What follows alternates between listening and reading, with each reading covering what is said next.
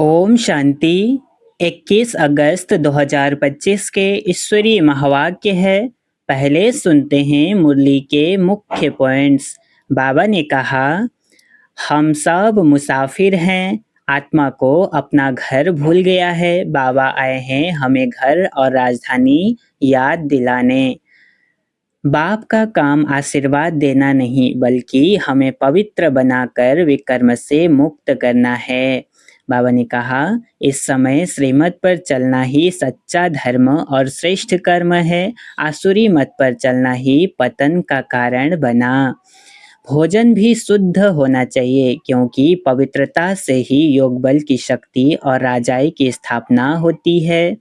यह रावण का छी घाट है। बाबा हमें यहाँ से निकालकर स्वच्छ और सुंदर अशोक वाटिका में ले जा रहे हैं।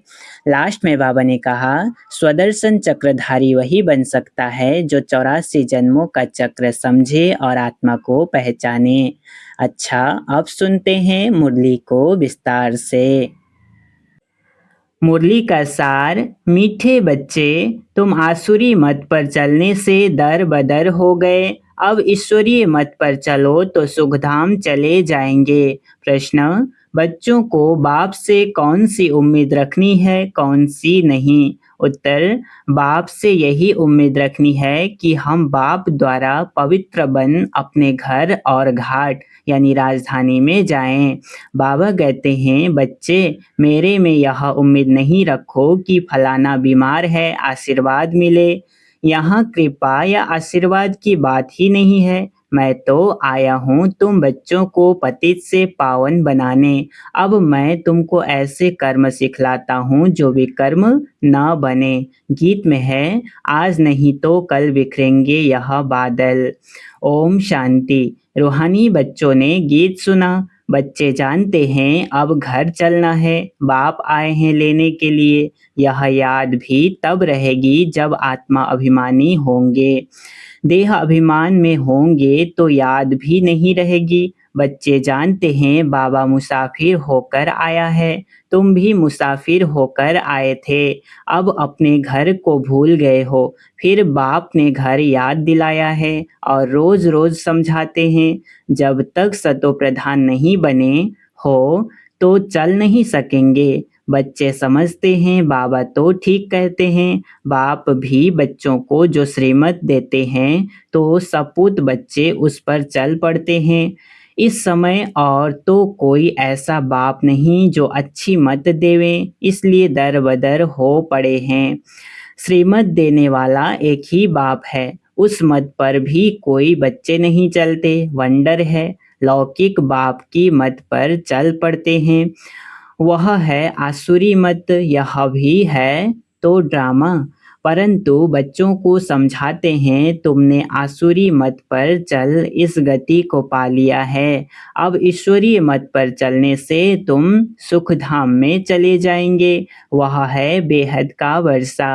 रोज समझाते हैं तो बच्चों को कितना हर्षित रहना चाहिए। सबको यहाँ तो नहीं बिठा सकते, घर में रहकर भी याद करना है। अभी पाठ पूरा होने का है, अब वापस घर चलना है। मनुष्य कितना भूले हुए हैं।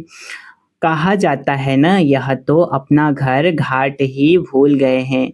अब बाप कहते हैं, घर को भी याद करो, अपनी राजधानी भी याद करो। अभी पाठ पूरा होने का है, अब वापस घर चलना है। क्या तुम भूल गए हो? तुम बच्चे कह सकते हो, बाबा ड्रामा अनुसार हमारा पाठ ही ऐसा है जो हम घर बार को भूल एकदम भटक रहे हैं। भारतवासी ही अपने श्रेष्ठ धर्म कर्म को भूलकर दैवी धर्म भ्रष्ट, दैवी कर्म भ्रष्ट हो पड़े हैं। अभी बाप ने सावधानी दी है। तुम्हारा धर्म कर्म तो यह था, वहाँ तुम जो कर्म करते थे वह अकर्म होता था। कर्म अकर्म विकर्म की गति बाप ने ही तुम्हें समझाई है। सतयुग में कर्म अकर्म हो जाता है, रावण राज्य में कर्म विकर्म होते हैं। अभी बाप आया हुआ है धर्म श्रेष्ठ कर्म श्रेष्ठ बनाने। तो अब श्रीमत पर कर्म श्रेष्ठ करना चाहिए। कोई भ्रष्ट कर्म करके किसको दुख नहीं देना चाहिए। ईश्वरीय बच्चों का यह काम नहीं है।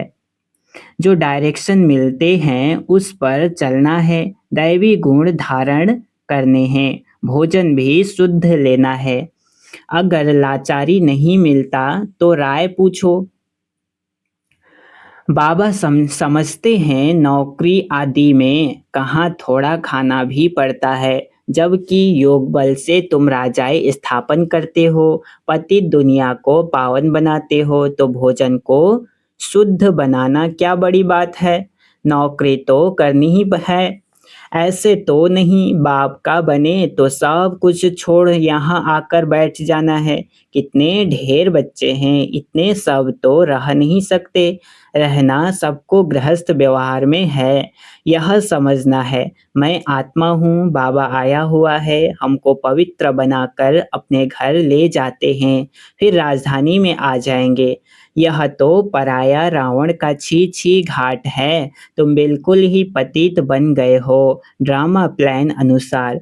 बाप कहते हैं अभी मैं तुमको सुजाग करने आया हूँ, तो श्रीमत पर चलो, जितना चलेंगे उतना श्रेष्ठ बनेंगे। अभी तुम समझते हो हम बाप को जो बाप स्वर्ग का मालिक बनाते हैं उनको भूल गए हैं। अब बाबा सुधारने आए हैं तो अच्छी रीति सुधरना चाहिए ना, खुशी में आना चाहिए। बेहद का बाप मिला है, बच्चों से बात ऐसे करते हैं जैसे तुम आत्माएं आपस में करती हो। है तो वह भी आत्मा, परम आत्मा है, उनका भी पाठ है। तुम आत्माएं पाठधारी हो, ऊंचते ऊंच से लेकर नीचते नीच का पाठ है। भक्ति मार्ग में मनुष्य गाते हैं, ईश्वर ही सब कुछ करते हैं। बाप कहते हैं मेरा ऐसा पाठ हो रही है जो बीमार को अच्छा कर दूं। हमारा पाठ है रास्ता बताना कि तुम पवित्र कैसे बनो। पवित्र बनने से ही तुम घर में भी जा सकेंगे, राजधानी में भी जा सकेंगे। और कोई उम्मीद मत रखो फलाना बीमार है आशीर्वाद मिले, नहीं। आशीर्वाद कृपा आदि की बात मेरे पास कुछ भी नहीं। उसके लिए साधु संतों आदि के पास जाओ। तुम हमको बुलाते ही हो कि हे पतित पावन आओ, आकर हमको पावन बनाओ, पावन दुनिया में ले चलो। तो बाप पूछते हैं मैं तुमको विषय सागर से निकाल पार ले जाता हूँ, फिर तुम विषय सागर में क्यों फंस जाते हो। भक्ति मार्ग में तुम्हारा यह हाल हुआ है, ज्ञान भक्ति तुम्हारे लिए है।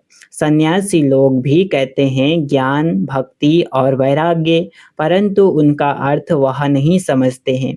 अब तुम्हारी बुद्धि में है ज्ञान भक्ति, बाद में वैराग्य, तो बेहद का वैराग्य सिखलाने वाला चाहिए। बाप ने समझाया था यह कब्रिस्तान है, इनके बाद परिस्तान बनना है, वहाँ हर कर्म अकर्म होता है। अभी बाबा तुमको ऐसे कर्म सिखलाते हैं जो कोई भी विकर्म न बने, किसी को भी दुख न दो, पतित का अन्न मत खाओ, विकार में मत जाओ। अबलाओं पर अत्याचार ही इस पर होते हैं, देखते रहते हो। माया के विघ्न कैसे पड़ते हैं, यह है सब गुप्त। कहते हैं देवताओं और असुरों की युद्ध लगी, फिर कहते हैं पांडव और कौरवों की युद्ध लगी। अब लड़ाई तो एक ही है। बाप समझाते हैं मैं तुमको राजयोग सिखला रहा हूँ, भविष्य 21 जन्मों के लिए। यह मृत्यु लोक है। मनुष्य सत्यनारायण की कथा सुनते आए हैं, फायदा कुछ भी नहीं।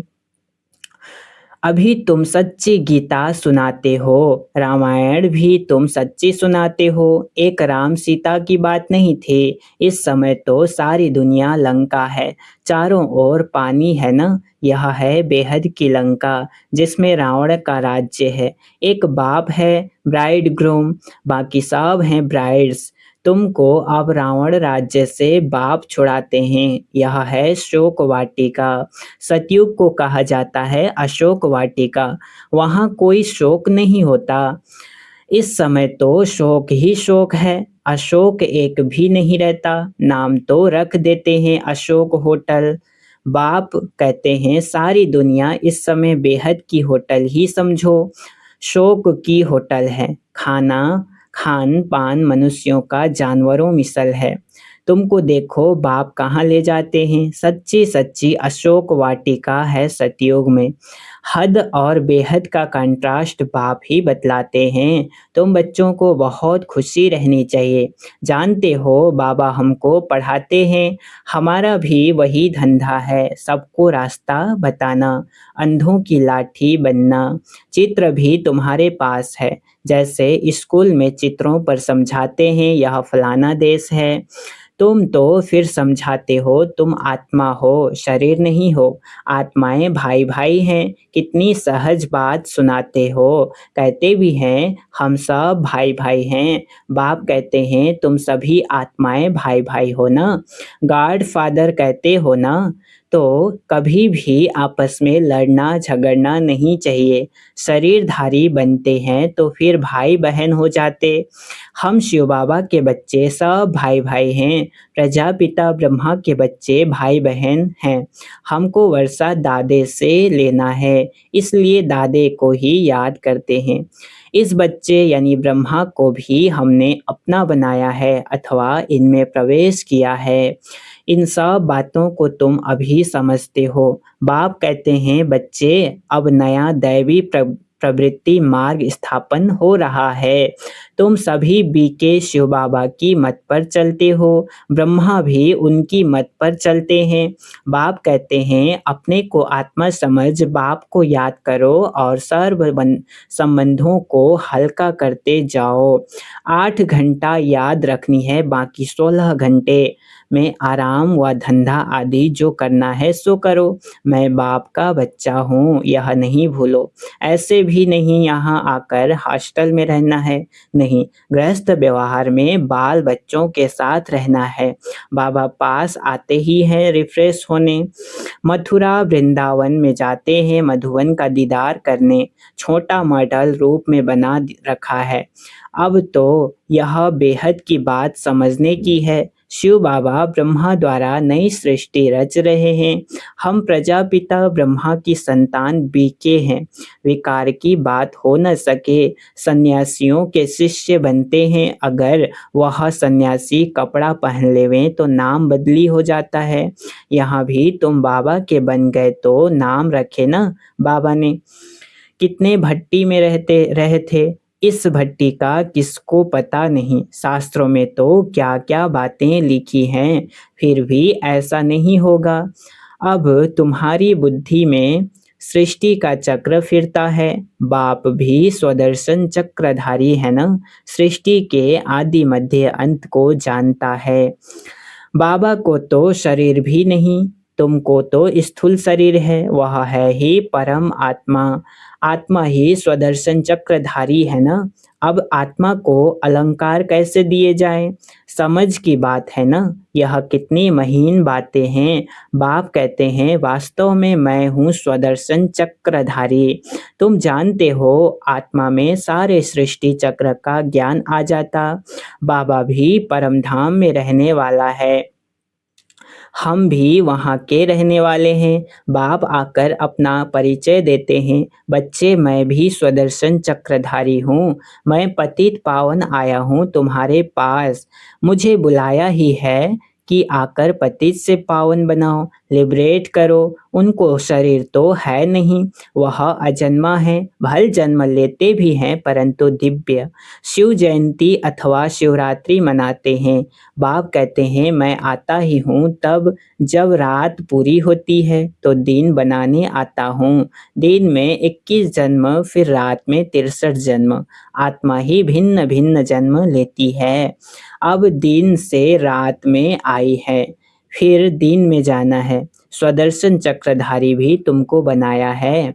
इस समय मेरा पाठ है, तुमको भी स्वदर्शन चक्रधारी बनाता हूँ।